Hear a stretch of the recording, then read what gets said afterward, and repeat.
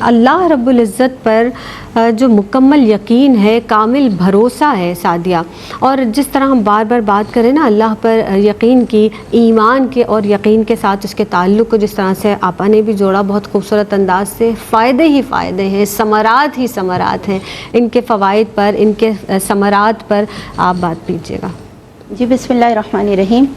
اگر ہم فضیلتوں کو دیکھیں، ابھی جس طرح آپا نے بھی بیان کیا، تو اس میں بھی ہمیں بہت ساری فضیلتیں پتہ چلی اور فائدے پتہ چلے اللہ رب العزت پر یقین کے۔ تو ان میں سے کچھ نکات یہ کہ جس طرح میں نے پہلے یہ بات کی تھی کہ اللہ رب العزت پر جب کامل یقین ہوتا ہے تو اطمینان قلب حاصل ہوتا ہے۔ تو جب اللہ رب العزت پر آپ کامل یقین رکھتے ہیں تو پھر ذہنی سکون بھی آپ کو عطا ہوتا ہے کہ اللہ رب العزت آپ کے ذہن کو اتنا پرسکون رکھتا ہے کہ آپ کو صرف اس ذات پر بھروسہ ہے کہ اگر اس نے میرے لیے کہیں پر برائی نہیں رکھی تو کوئی پوری قوم بھی اگر میرے پیچھے لگ جائے تو میرے حصے میں برائی نہیں آئے گی۔ اللہ رب العزت پر اتنا کامل یقین وہ رکھے۔ پھر دیکھیں جب ذہنی سکون ملتا ہے، اطمینان قلب حاصل ہوتا ہے، تو پھر اخلاق کی بلندی آتی ہے اس شخص کے اندر کہ وہ ہر ایک سے حسن اخلاق سے پیش آتا ہے۔ اور آقا علیہ الصلوۃ والسلام کی حدیث پاک کا مفہوم کہ تم میں سب سے بہترین وہ ہے جو اخلاق میں سب سے اعلیٰ ہے اور میں تم میں اخلاق میں سب سے اعلیٰ ہوں۔ یعنی آقا علیہ الصلوۃ والسلام کی سیرت مبارکہ بھی بتاتی ہے کہ جب آپ اللہ رب العزت پر کامل یقین رکھتے ہیں اور آپ کو اس کے سوا کوئی عبادت کے لائق نہیں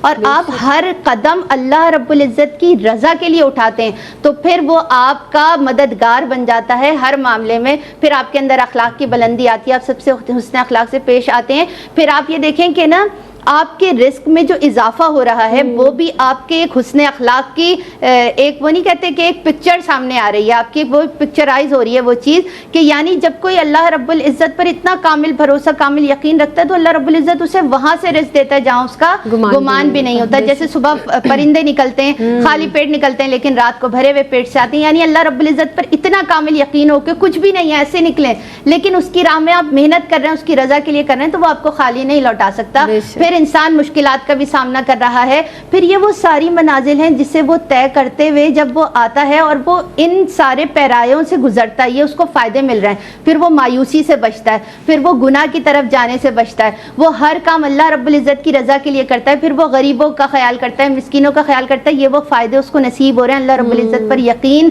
رکھنے سے کہ وہ اللہ رب العزت کی رحمت کے قریب ہوتا جا رہا ہے۔ تو جب وہ رحمت کے آہستہ آہستہ قریب ہو رہا ہے تو پھر اس کی دنیا اور آخرت دونوں کی منازل میں آسانیاں ہو رہی ہیں کہ دنیا میں بھی وہ لوگوں میں سرخرو ہے رب کی رضا کے لیے اور آخرت کی منازل کے لیے۔ تو کیا ہی بات کہ اللہ رب العزت کی ذات اتنی بلند ہے، اس کی رحمت اعلیٰ اتنی بلند ہے کہ وہ جس طرح چاہے، جس کو چاہے، جیسے چاہے عطا کر دے، کیونکہ دیکھیں نیکی کے 16 سے لے کر 666 درجے ہیں لیکن اللہ رب العزت کی رحمت کاملہ کہ وہ اس سے بھی بڑھ کر دے دے تو اللہ رب العزت عطا کرنے پر قادر ہے، تو وہ دنیا میں بھی کامیابی دیتا ہے اور آخرت میں بھی کامیابی دیتا ہے۔ شرط کیا ہے کہ ایمان میں تم ایسے پختہ ہو جاؤ، اتنے یقین کامل کے ساتھ ہر قدم اٹھاؤ کہ اس رب کے سوا کوئی معبود نہیں ہے، اس رب کے سوا کوئی مددگار نہیں ہے۔ تم اس کی بارگاہ میں جھکو گے، وہ تمہیں تمہارے جھکنے پر سرخرو کر دے گا، اور اگر تم اس کی بارگاہ میں جھکنا بھول گئے تو پھر تم ذہنی آزمائش میں بھی رہو گے، تم رزق کے لیے بھی پریشان رہو گے، تم مشکلات میں بھی گھرے رہو گے، تم کامیاب بھی نہیں ہوگے۔